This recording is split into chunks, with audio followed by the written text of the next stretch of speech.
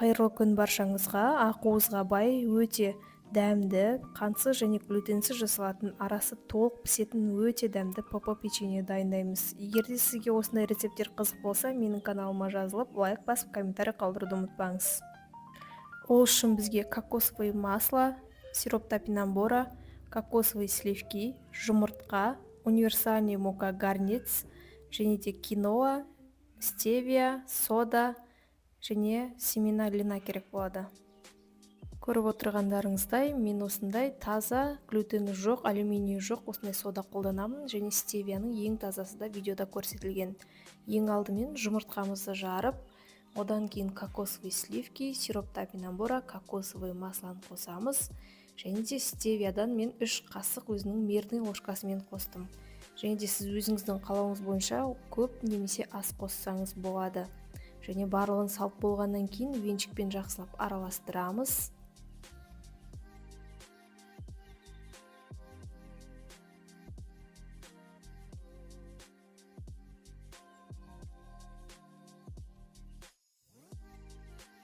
Жақсылап араластырып болғаннан кейін глютенсіз ұнымызды қосып, оның үстінен жарты шай қасық содамызды қосып, қамырымызды жақсылап араластырып, одан кейін илейтін боламыз. Жалпы бұл ПП печеньенің ақуызға бай деуім себебі, семена льна мен киноа қосамыз. Себебі киноа мен семена льнаның құрамында ақуызға өте бай және адам ағзасы өндіре алмайтын 9 түрлі аминокислотайды өндіре алады. Және де раковый клеткаға қарсы тұратын қасиеті бар. Және де сізде егерде запор мазалайтын болса, дәл осы семена льнаны суға араластырып ішуге және де күнделікті тұтынуға сізге кеңес беремін. Дәл осы семена льна мен киноаны тек печеньеге ғана емес, одан бөлек әртүрлі салаттарға қосып араластырып жесеңіз болады. Қамырымызды дәл видеодағыдай жақсылап илеп аламыз. Илеп болғаннан кейін қамырымызды жайып аламыз. Және де қатты жұқа етіп жаюға болмайды, орташа қалыңдықта жаю маңызды. Қалыңдығы видеода көрсетілген. Және де өзіңіздің үйіңіздегі бар формамен кесіп алсаңыз болады. Мендегі жүрекше, егер де сізде ондай форма болмаса, пышақпен кесіп қойсаңыз болады, немесе домалақ етіп салсаңыз болады. Печеньені 180 градуста 15 минутта пісіріп алатын боламыз.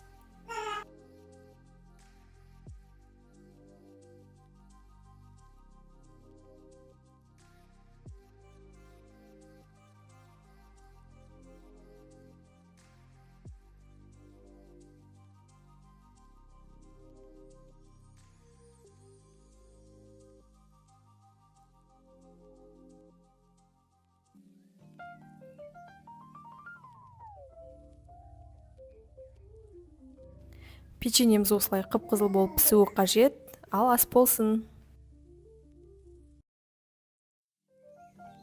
Қайырлы күн баршаңызға. Зеленый гречкадан без глютеннан жасаймыз. Егер де сізге дәл осындай ПП рецепттері қажет болатын болса, менің каналыма тіркеліп, лайк басып, комментарий қалдыруды ұмытпаңыз.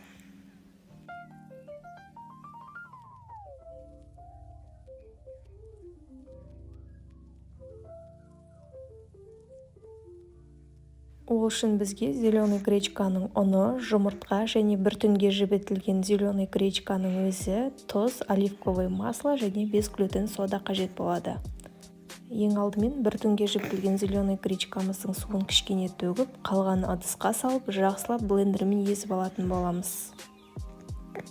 Дәл видеодағыдай однородный масса шығуы қажет, барлығын міндетті түрде жақсылап блендерлейтін боламыз. Себебі барлығы дұрыстап блендерлемесе, нанымыз бізде дұрыс шықпай қалуы мүмкін.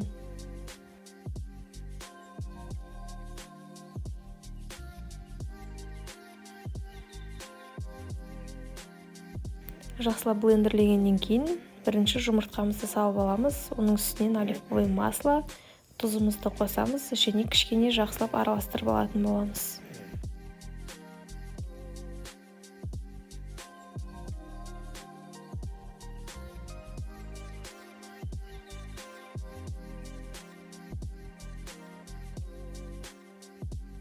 Зеленый гречка ұнымызды қосамыз, және содамызды қосамыз. Жақсылап араластыратын боламыз.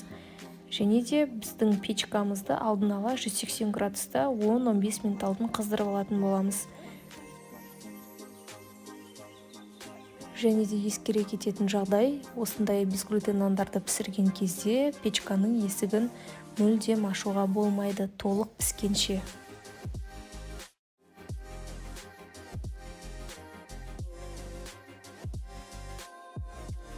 Біздің нанымызды пісіру үшін осындай L11 формасы қажет болады.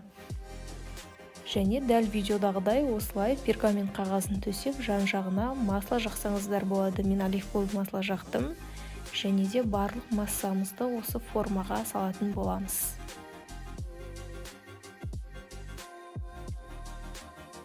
Және қалағандарыңыздай кез келген семена қоссаңыздар болады. Мен семена осындай кунжут қостым.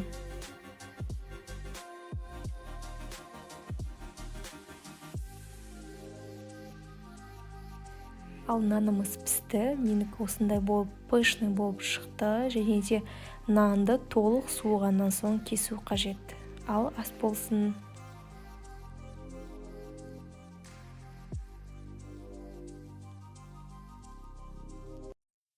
Құрамы небәрі 4 қана ингредиенттен тұратын өте пайдалы, өте оңай және өте арзан салат дайындаймыз. Ол үшін бізге қайнатылған қызылша, алма және греческий йогурт және сироп топинамбура немесе мед керек болады. Ең алдымен видеода көріп отырғандарыңыздай алмамыздың барлығын қабығын ашып шығамыз. Жалпы қабығын ашып-ашымау өзіңіздің қалауыңыз бойынша. Барлығын ашып болғаннан кейін 4 бұрышты етіп тураймыз, немесе өзіңіздің қалауыңыз бойынша ұзынша етіп турасаңыз болады, тіпті болмаса теркадан өткізсеңіз болады.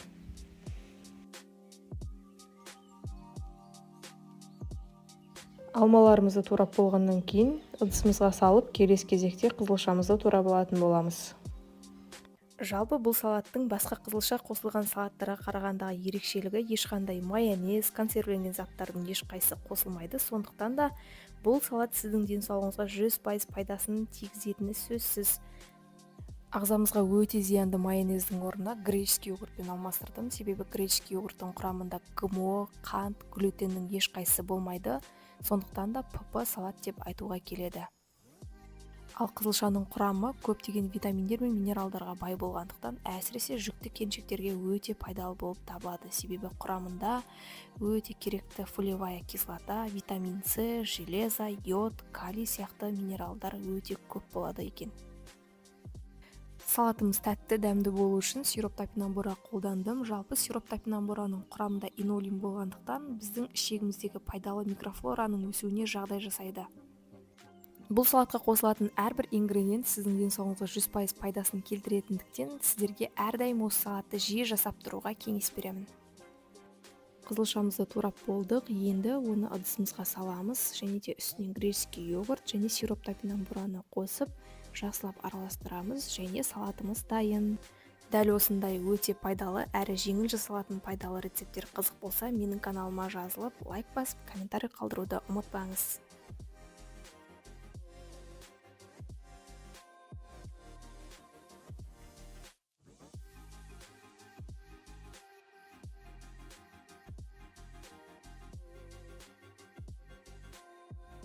ПП творожный пирог дайындаймыз. Ол үшін ең алдымен бізге осындай безглютен сода керек болады. Күріш ұны, кокосовый масло, сироп топинамбура және 2 жұмыртқа. Ең алдымен тестамызды дайындап аламыз. Ол үшін 2 жұмыртқамызды ыдысымызға жарып аламыз.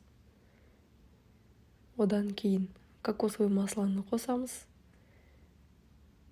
Одан кейін сироп топинамбураны қосып, безглютен соданы салып, кішкене араластырып аламыз, және күріш ұнын қосып, жақсылап араластырып, жұмсақ етіп қамырлейміз.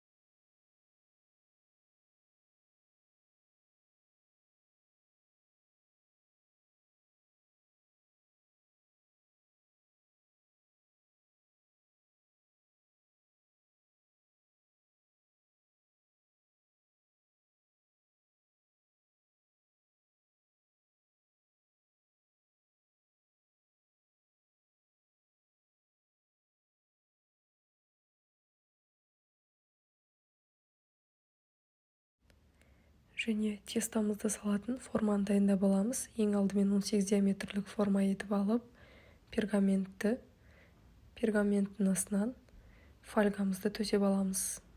Пергаментіміз дәл осы кольцомен сәйкес болу керек, яғни 18 диаметр болу керек. Және қамырымызды дәл видеодағыдай біркелкі етіп жайып,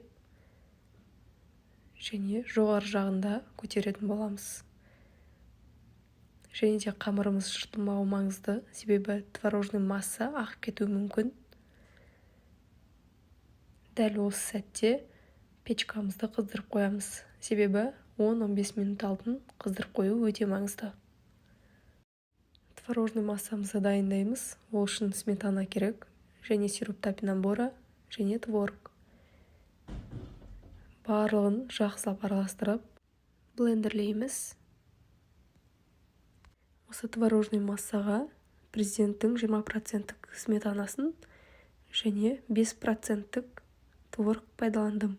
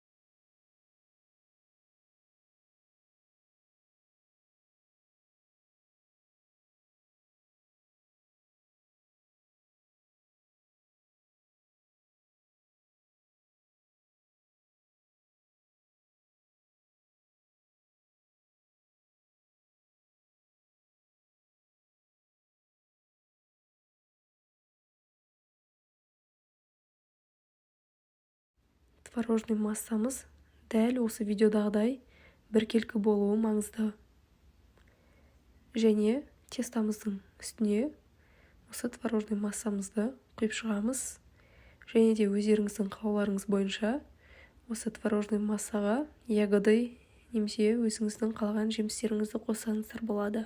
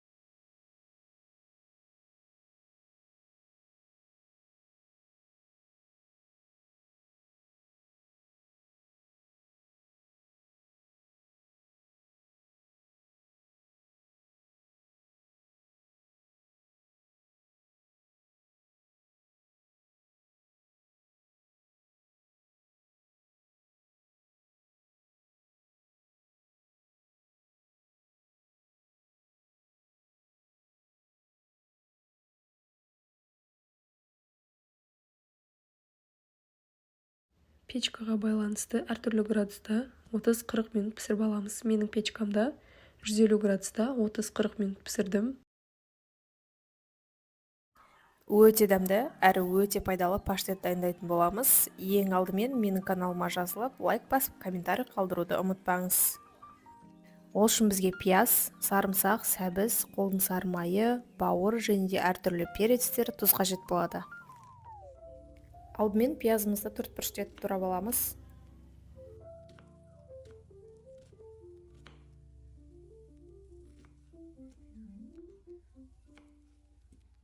Одан кейін сәбізімізді дәл пияз сияқты төрт бұрышты етіп турап алатын боламыз.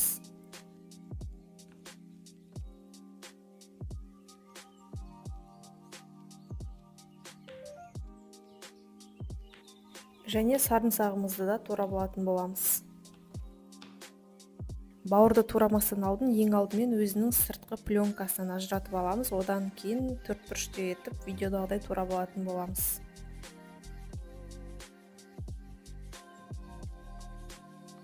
Барлығын турап болғаннан кейін келесі кезекте барлық ингредиенттерді қуырып алатын боламыз. Паштетіміз максимально пайдалы болу үшін қуыруға жылқының қазылық майын қолдандым. Алдымен пиязымызды кішкене қызартып қуырып аламыз.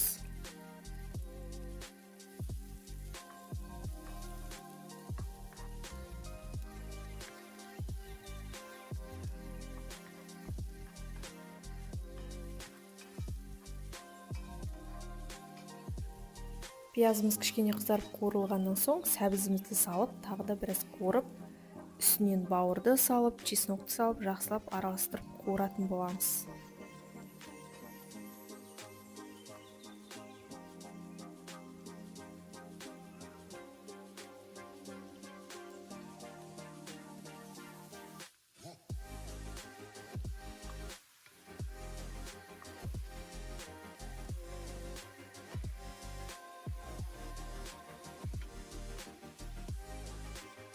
Бауырымыз жақсылап қуырылғаннан кейін дәміне қарай тоз бұрышымызды салып аламыз.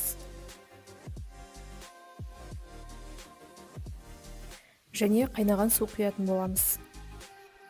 Жалпы паштетке мен бауырды 2 сағат қайнатып пісіріп алатын боламыз. Сол кезде бізде ішіндегі бүкіл паразиттері өлетін болады. Сол кезде біздегі паштетіміз максимально пайдалы әрі дәмді болып шығатын болады.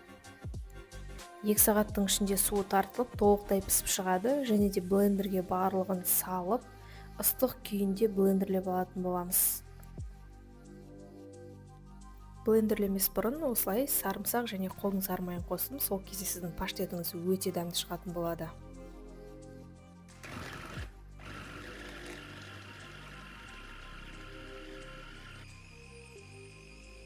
Паштетіміз дайын, дәл видеодағыдай консистенция болып шығу керек. Ал ас болсын. Қайырлы күн баршаңызға. Зеленый гречкадан без глютеннан жасаймыз. Егер де сізге дәл осындай ПП рецепттері қажет болатын болса, менің каналыма тіркеліп, лайк басып, комментарий қалдыруды ұмытпаңыз.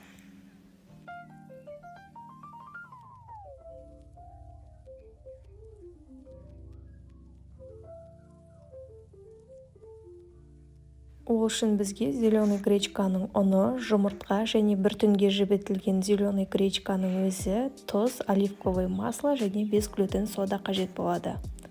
Ең алдымен бір түнге жібітілген зеленый гречкамыздың суын кішкене төгіп, қалған ыдысқа салып, жақсылап блендермен езіп алатын боламыз. Дәл видеодағыдай однородный масса шығуы қажет. Барлығын міндетті түрде жақсылап блендерлейтін боламыз. Себебі барлығы дұрыстап блендерлемесе, нанымыз бізде дұрыс шықпай қалуы мүмкін.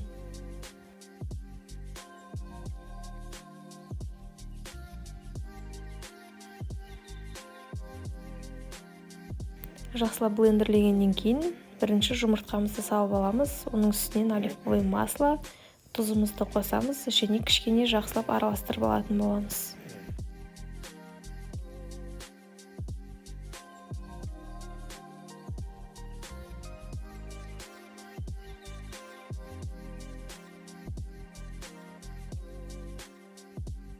Зеленый гречка ұнымызды қосамыз және содамызды қосамыз. Жақсылап араластыратын боламыз. Және де біздің печкамызды алдын ала 180 градуста 10-15 минут алдын қыздырып алатын боламыз. Және де ескере кететін жағдай, осындай безглютен нандарды пісірген кезде печканың есігін мүлдем ашуға болмайды, толық піскенше.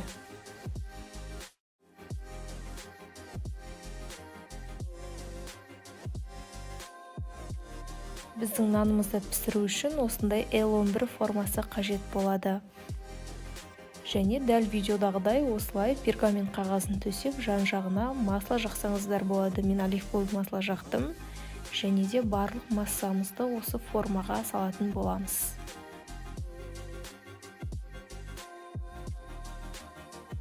Және қалағандарыңыздай кез келген семена қоссаңыздар болады. Мен семена льнамен осындай кунжут қостым.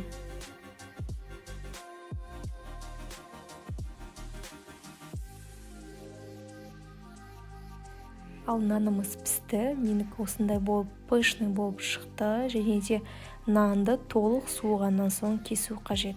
Ал ас болсын.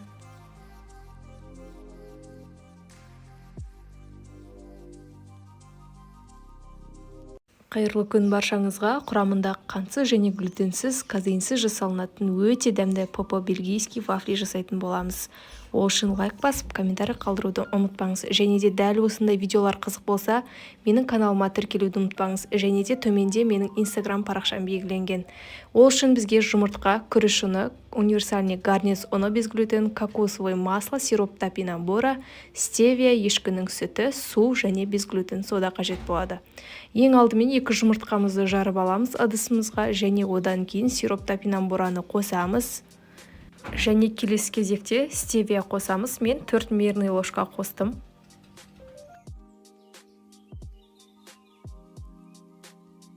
Және кокосовый масланы қосып, массамызды кішкене араластырып аламыз.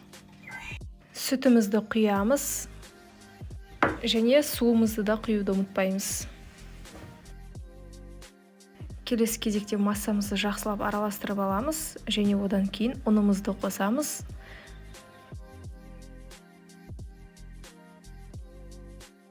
Және без глютен содадан жарты шай қасық қосамыз.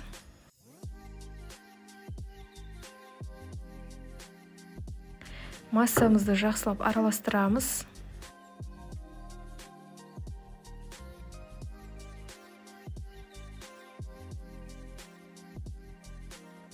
Массамыздың консистенциясы дәл видеодағыдай болу қажет. Және де алдын ала вафельницамызды қыздырып аламыз.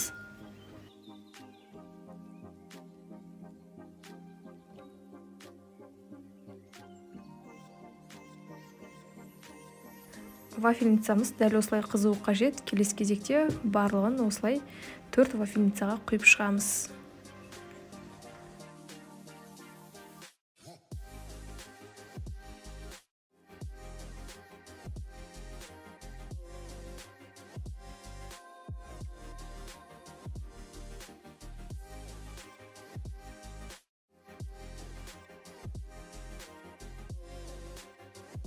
Мендегі вафлилер дәл осылай әдемі жұмсақ болып пісті. Дәмі деген өте керемет болды. Егер де сізге дәл осындай рецепттер қызық болатын болса, менің каналыма міндетті түрде тіркеліп алыңыз. Және де алдағы уақытта дәл осындай рецепттер салып тұратын боламын. Және де менің инстаграм парақшама тіркелуді ұмытпаңыз.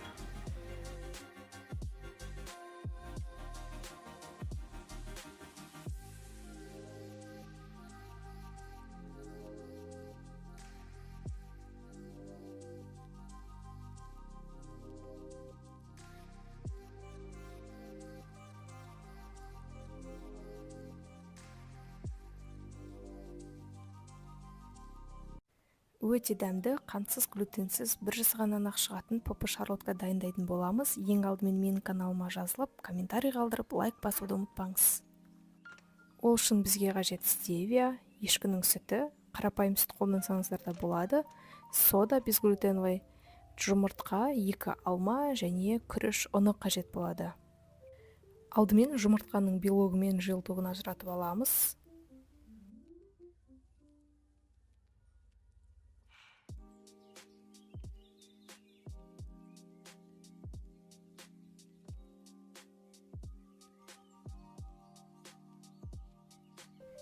Және жұмыртқаның белогына стевиямызды қосамыз. Мен өзім 5 өлшем қасық қостым. Өзіңіз тәттілігіне қарай 6 қасық немесе одан да көп қоссаңыз болады. Және жұмыртқаның ақуызын клюв болғанша миксерлейтін боламыз.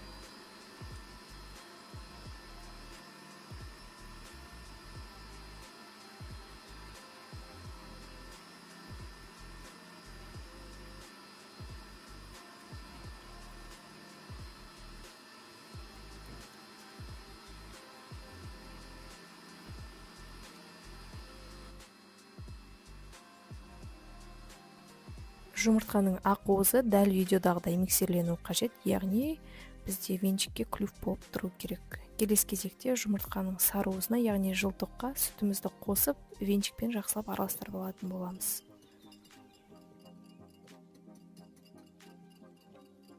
Жұмыртқаның саруызы мен сүтке ұнымызды қосамыз және содамызды қосып, жақсылап араластыратын боламыз.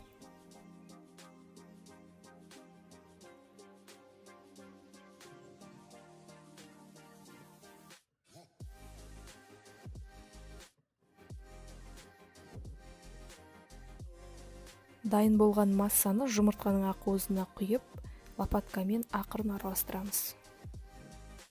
Араластыру барысында жоғарыдан төмен қарай ақырын араластыру қажет, дәл видеодағыдай.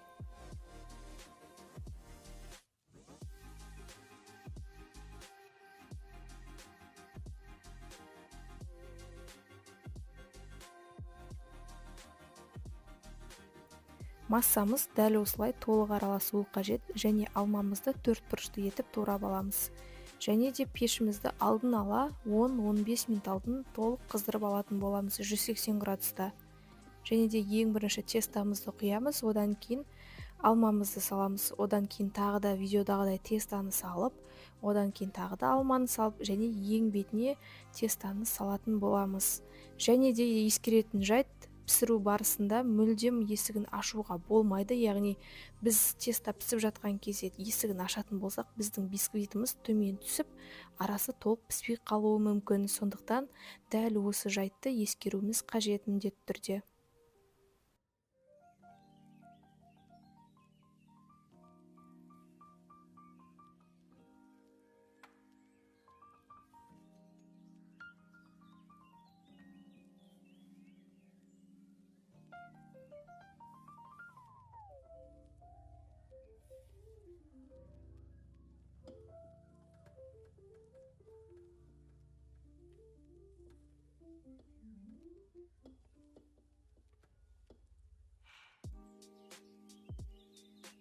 Шарлоткамыздың массасын жақсылап орналастырдық. Енді 180 градуста 30-35 минут толық пісіріп алатын боламыз. Мендегі шарлотка осылай пісті және формадан толық суығаннан соң босату қажет болады.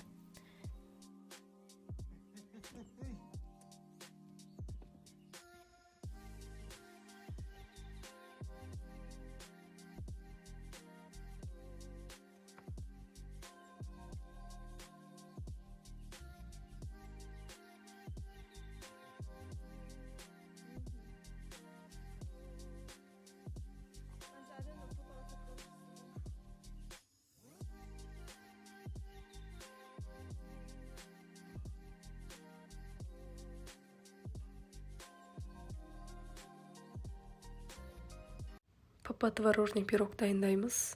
Ол үшін ең алдымен бізге осындай безглютен сода керек болады. Күріш ұны, кокосовый масло, сироп топинамбура және 2 жұмыртқа. Ең алдымен тестамызды дайындап аламыз. Ол үшін 2 жұмыртқамызды ыдысымызға жарып аламыз. Одан кейін кокосовый маслоны қосамыз. Одан кейін сироп топинамбураны қосып, безглютен соданы салып, кішкене араластырып аламыз. Және күріш ұнын қосып, жақсылап араластырып, жұмсақ етіп қамыр илейміз.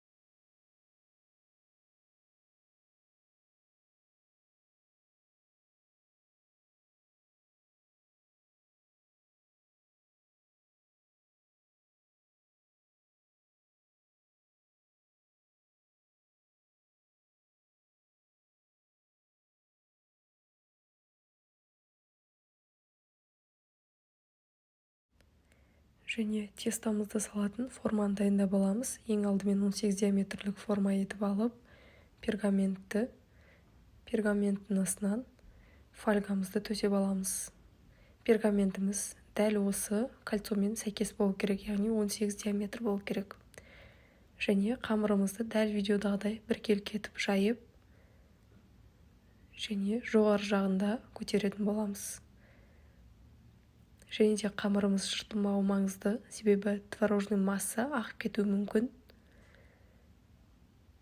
Дәл осы сәтте печкамызды қыздырып қоямыз, себебі 10-15 минут алдын қыздырып қою өте маңызды. Творожный массамызды дайындаймыз. Ол үшін сметана керек, және сироп топинамбура, және творог.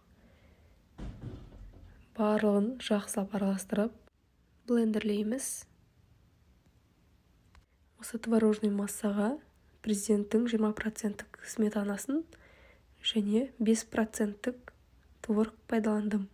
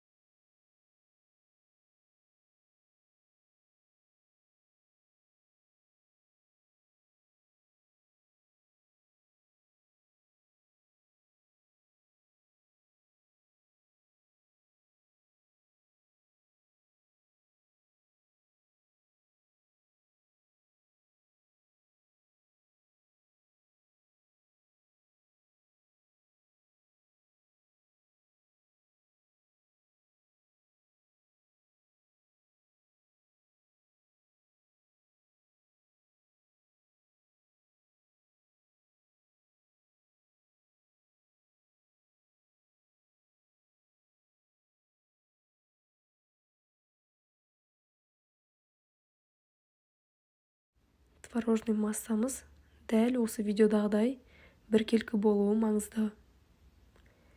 Және тестамыздың үстіне осы творожный массамызды құйып шығамыз.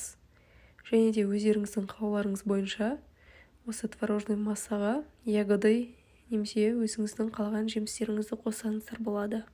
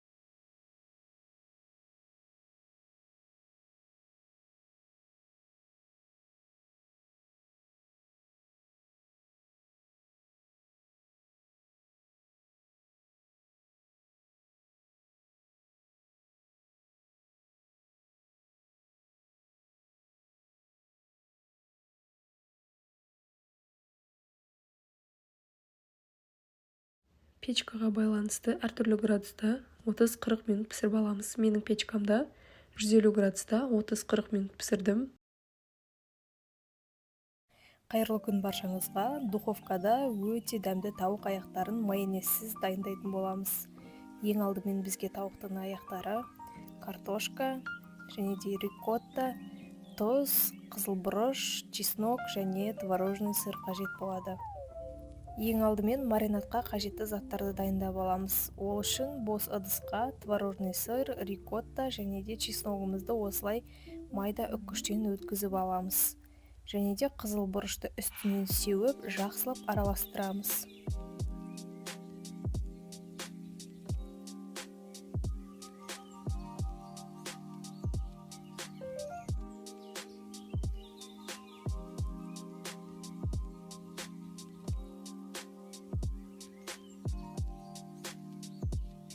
Соусымыз дайын. Келесі кезекте картошкамызды алдын ала ашып, 4 бөлікке бөліп, суға салып, крахмалын кетіріп аламыз. Сол кезде біздің картошкамыз зиянсыз болады. Және де осындай кішкентай шашыққа суын кетіру үшін қолданамыз. Картошкамыз құрғақ болса, маринадымыз өте жақсы сіңетін болады.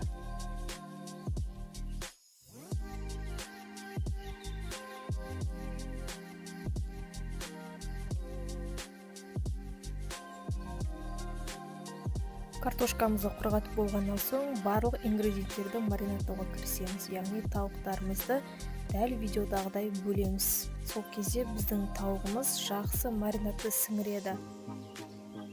Тауықтарымыздың барлығын осылай бөліп аламыз да, жақсылап тұздайтын боламыз. Ара-арасының барлығына тұз сіңуі қажет.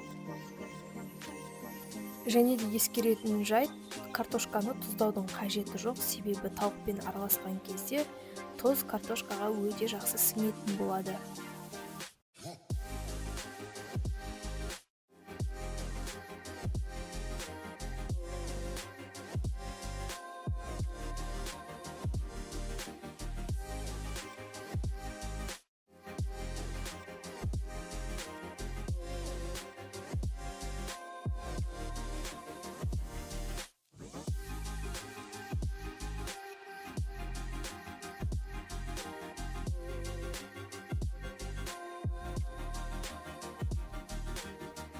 Тауық аяқтарының барлығын тұздап болғаннан кейін барлығын жақсылап маринадтайтын боламыз.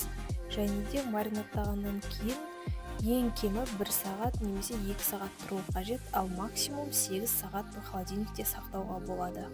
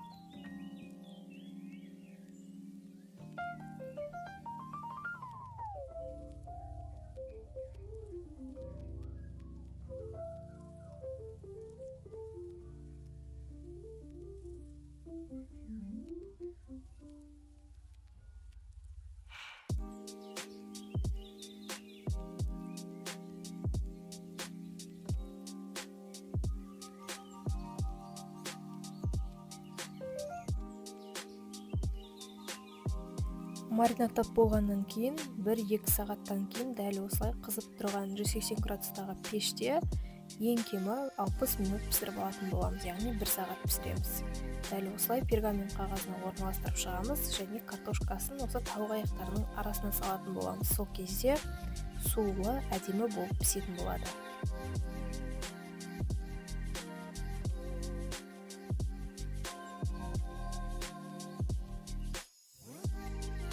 Және де сіздерге лайфхак, егер де сіздер фольга зиян дейтін болсаңыздар, дәл мен сияқты духовканың екінші листін бетіне жауып пісірсеңіздер, өте әдемі болып күймей пісетін болады. Және де мендегі тауықтар дәл осылай әдемі болып пісті. Ас болсын. Өте дәмді, әрі өте пайдалы паштет дайындайтын боламыз. Ең алдымен менің каналыма жазылып, лайк басып, комментарий қалдыруды ұмытпаңыз. Ол үшін бізге пияз, сарымсақ, сәбіз, қолдың сары майы, бауыр және де әртүрлі перецтер, тұз қажет болады. Алдымен пиязымызды төртбұрышты етіп турап аламыз.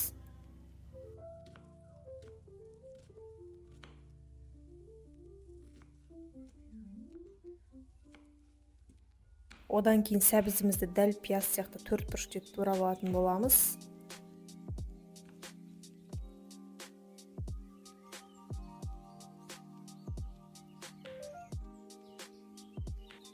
Және сарымсағымызды да турап алатын боламыз. Бауырды турамастан алдын ең алдымен өзінің сыртқы пленкасынан ажыратып аламыз. Одан кейін төртбұрышты етіп видеодағыдай турап алатын боламыз.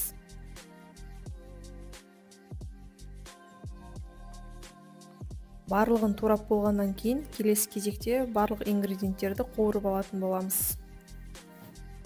Паштетіміз максимально пайдалы болу үшін қуыруға жылқының қазылық майын қолдандым. Алдымен пиязымызды кішкене қызартып қуырып аламыз.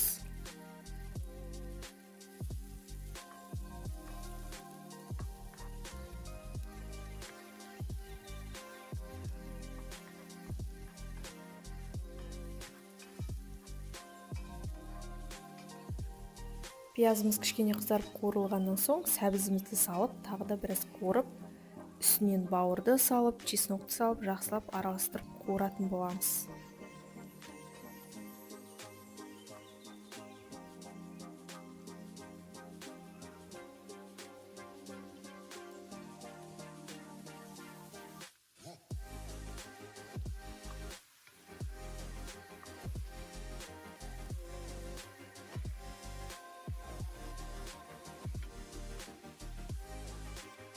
Бауырымыз жақсылап қуырылғаннан кейін дәміне қарай тоз бұрышымызды салып аламыз.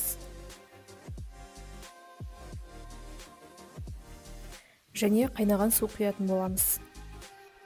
Жалпы паштетке мен бауырды 2 сағат қайнатып пісіріп алатын боламыз. Сол кезде бізде ішіндегі бүкіл паразиттері өлетін болады. Сол кезде біздегі паштетіміз максимально пайдалы әрі дәмді болып шығатын болады. 2 сағаттың ішінде суы тартылып, толықтай пісіп шығады, және де блендерге барлығын салып, ыстық күйінде блендерлеп алатын боламыз.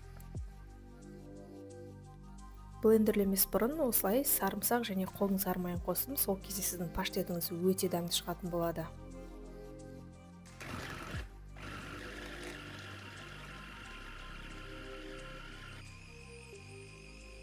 Паштетіміз дайын, дәл видеодағыдай консистенция болып шығу керек. Ал ас болсын. Қайырлы күн баршаңызға. Ақуызға бай, өте дәмді, қантсыз және глютенсіз жасалатын, арасы толық пісетін өте дәмді ПП печенье дайындаймыз. Егер де сізге осындай рецепттер қызық болса, менің каналыма жазылып, лайк басып, комментарий қалдыруды ұмытпаңыз. Ол үшін бізге кокосовое масло, сироп топинамбура, кокосовые сливки, жұмыртқа, универсальный мука гарнец, және де киноа, стевия, сода және семена льна керек болады.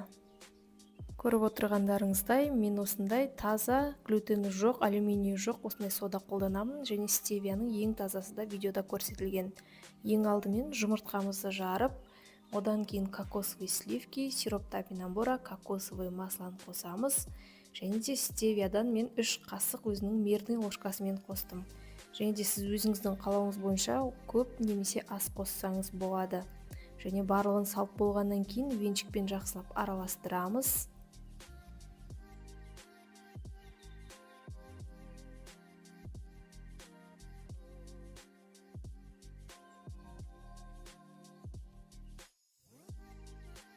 Жақсылап араластырып болғаннан кейін глютенсіз ұнымызды қосып, оның үстінен жарты шай қасық содамызды қосып, қамырымызды жақсылап араластырып, одан кейін илейтін боламыз.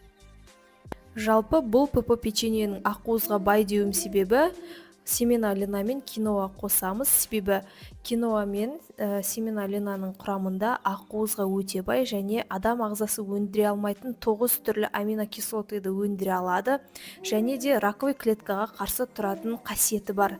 Және де сізде егерде запор мазалайтын болса, дәл осы семена льнаны суға араластырып ішуге және де күнделікті тұтынуға сізге кеңес беремін. Дәл осы семена льна мен киноаны тек печеньеге ғана емес, одан бөлек әртүрлі салаттарға қосып араластырып жесеңіз болады. Қамырымызды дәл видеодағыдай жақсылап илеп аламыз. Илеп болғаннан кейін қамырымызды жайып аламыз. Және де қатты жұқа етіп жаюға болмайды, орташа қалыңдықта жаю маңызды. Қалыңдығы видеода көрсетілген. Және де өзіңіздің үйіңіздегі бар формамен кесіп алсаңыз болады. Мендегі жүрекше, егер де сізде ондай форма болмаса, пышақпен кесіп қойсаңыз болады, немесе домалақ етіп салсаңыз болады. Печеньені 180 градуста 15 минутта пісіріп алатын боламыз.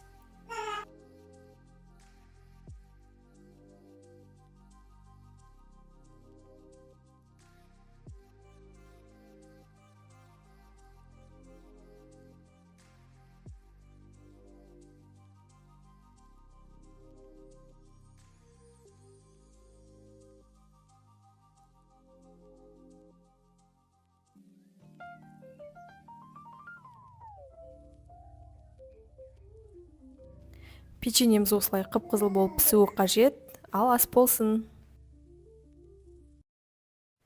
Өте дәмді, қантсыз, глютенсіз, бір жасағаннан ақ шығатын попы шарлотка дайындайтын боламыз. Ең алдымен менің каналыма жазылып, комментарий қалдырып, лайк басуды ұмытпаңыз.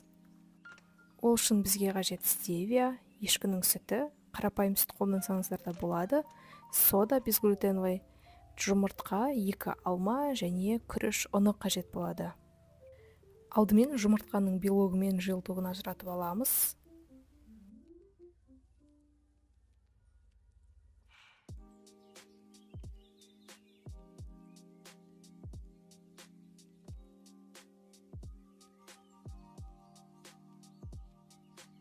Және жұмыртқаның белогына стевиямызды қосамыз. Мен өзім 5 өлшем қасық қостым. Өзіңіз тәттілігіне қарай 6 қасық немесе одан да көп қоссаңыз болады.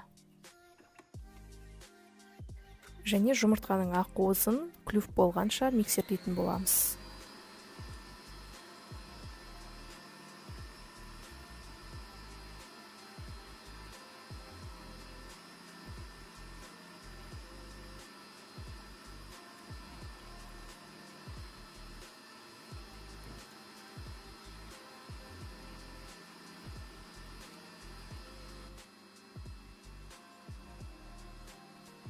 Жұмыртқаның ақуызы дәл видеодағыдай миксерлену қажет, яғни бізде венчикке клюв болып тұру керек. Келесі кезекте жұмыртқаның сарыуызына, яғни жылтыққа сүтімізді қосып, венчикпен жақсылап араластырып алатын боламыз.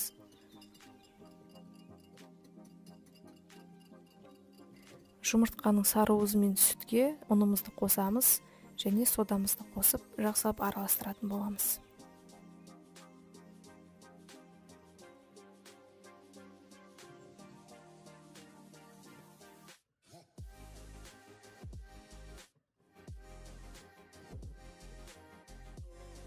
Дайын болған массаны жұмыртқаның ақуызына құйып, лопаткамен ақырын араластырамыз. Араластыру барысында жоғарыдан төмен қарай ақырын араластыру қажет, дәл видеодағыдай.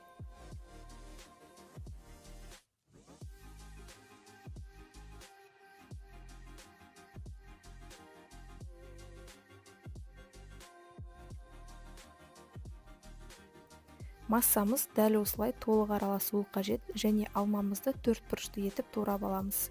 Және де пешімізді алдын ала 10-15 минут алдын толық қыздырып алатын боламыз 180 градуста. Және де ең бірінші тестамызды құямыз, одан кейін алмамызды саламыз, одан кейін тағы да видеодағыдай тестаны салып, одан кейін тағы да алманы салып, және ең бетіне тестаны салатын боламыз. Және де ескеретін жайт, пісіру барысында мүлдем есігін ашуға болмайды, яғни біз теста пісіп жатқан кезде есігін ашатын болсақ, біздің бисквитіміз төмен түсіп, арасы толық піспей қалуы мүмкін. Сондықтан дәл осы жайтты ескеруіміз қажет міндетті түрде.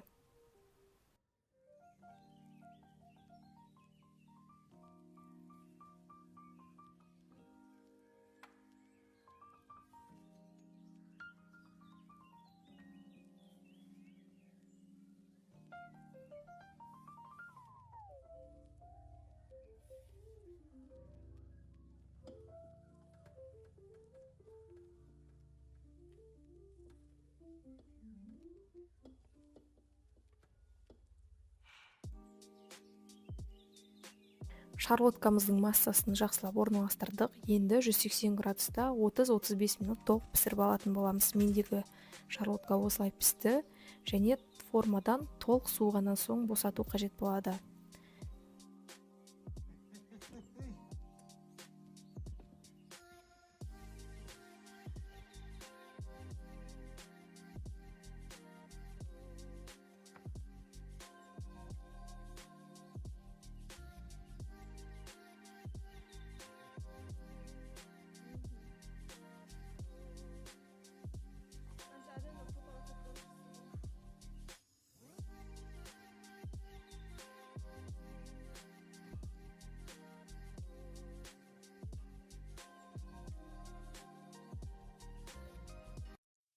Құрамы небәрі 4 қана ингредиенттен тұратын өте пайдалы, өте оңай және өте арзан салат дайындаймыз. Ол үшін бізге қайнатылған қызылша, алма және греческий йогурт және сироп топинамбура немесе мед керек болады.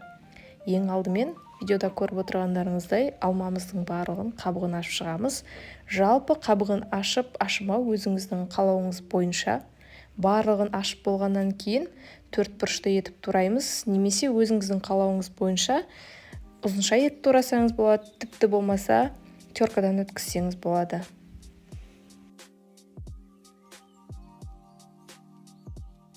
Алмаларымызды турап болғаннан кейін ыдысымызға салып, келесі кезекте қызылшамызды турап алатын боламыз. Жалпы бұл салаттың басқа қызылша қосылған салаттарға қарағандағы ерекшелігі ешқандай майонез, консервіленген заттардың ешқайсысы қосылмайды. Сондықтан да бұл салат сіздің денсаулығыңызға 100% пайдасын тигізетіні сөзсіз. Ағзамызға өте зиянды майонездің орнына греческий йогуртпен алмастырдым. Себебі греческий йогурттың құрамында ГМО, қант, глютеннің ешқайсысы болмайды. Сондықтан да ПП салат деп айтуға келеді. Ал қызылшаның құрамы көптеген витаминдер мен минералдарға бай болғандықтан, әсіресе жүкті келіншектерге өте пайдалы болып табылады. Себебі құрамында өте керекті фолиевая кислота, витамин С, железо, йод, калий сияқты минералдар өте көп болады екен. Салатымыз тәтті, дәмді болу үшін сироп топинамбура қолдандым. Жалпы сироп топинамбураның құрамында инолин болғандықтан, біздің ішегіміздегі пайдалы микрофлораның өсуіне жағдай жасайды. Бұл салатқа қосылатын әрбір ингредиент сіздің денсаулығыңызға 100% пайдасын келтіретіндіктен, сіздерге әрдайым осы салатты жиі жасап тұруға кеңес беремін. Қызылшамызды турап болдық, енді оны ыдысымызға саламыз, және де үстінен греческий йогурт және сироп топинамбураны қосып, жақсылап араластырамыз, және салатымыз дайын. Дәл осындай өте пайдалы әрі жеңіл жасалатын пайдалы рецепттер қызық болса, менің каналыма жазылып, лайк басып, комментарий қалдыруды ұмытпаңыз.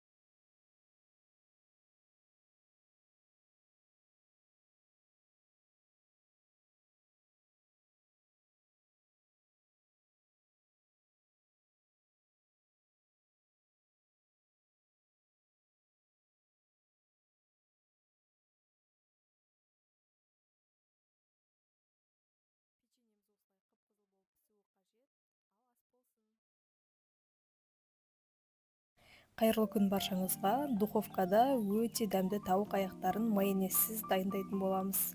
Ең алдымен бізге тауықтың аяқтары, картошка, және де рикотта, тұз, қызыл бұрыш, чеснок және творожный сыр қажет болады.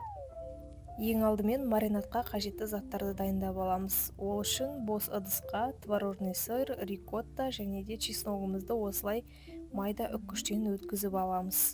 Және де қызыл бұрышты үстінен сеуіп, жақсылап араластырамыз.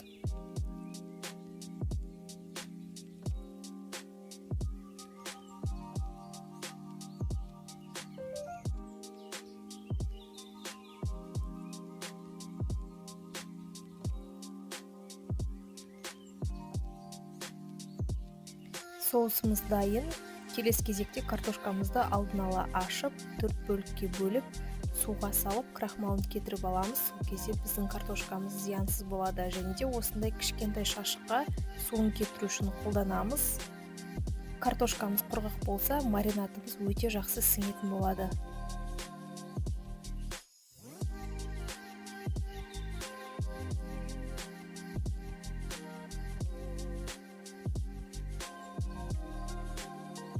Картошкамызды құрғатып болғаннан соң барлық ингредиенттерді маринадтауға кірісеміз, яғни тауықтарымызды дәл видеодағыдай бөлеміз. Сол кезде біздің тауығымыз жақсы маринадты сіңіреді.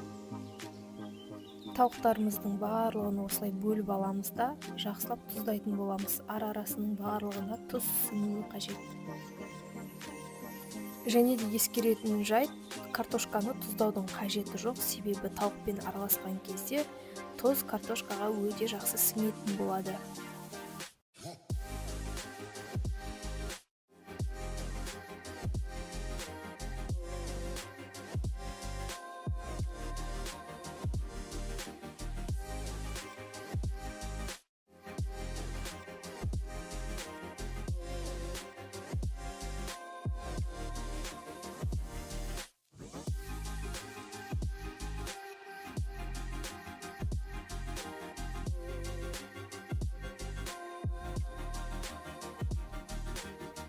Тауық аяқтарын барлығын тұздап болғаннан кейін барлығын жақсылап маринадтайтын боламыз.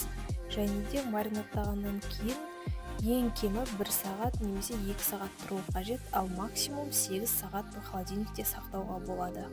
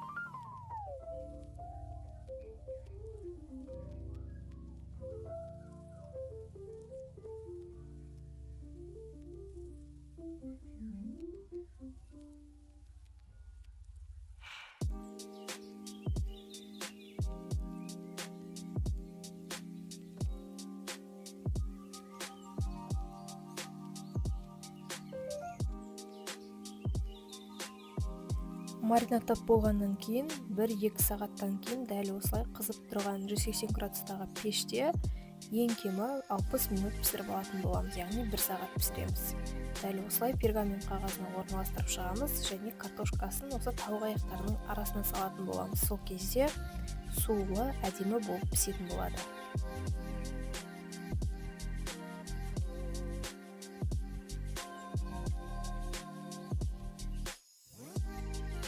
Және де сіздерге лайфхак, егер де сіздер фольга зиян дейтін болсаңыздар, дәл мен сияқты духовканың екінші листін бетіне жауып пісірсеңіздер, өте әдемі болып күймей пісетін болады.